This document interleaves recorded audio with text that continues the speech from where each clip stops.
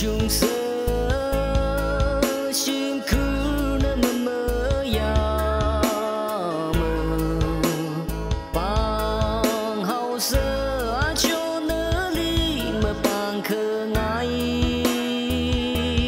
cứ cứ tha chi ý vì lấy cái chi vư vơ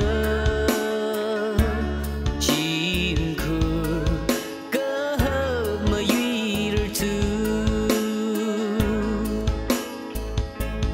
lấy chi mấy đêm mồ hôi lụy lừ chim khờ nơ khờ ngơ dễ kỳ nơ xa hai rơ khờ ngơ dễ hụ tư in cho khờ vai mà cứ tha na y lơ dơ du gơ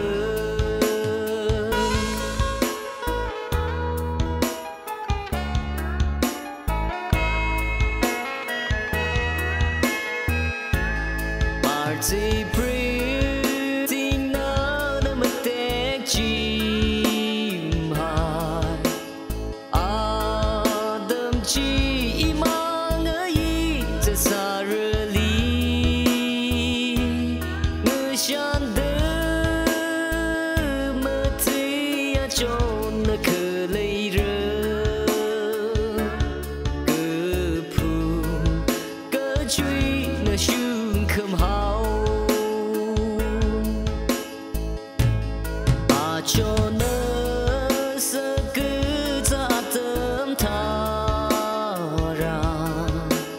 khờ ngơ dân ya shu y li chỉ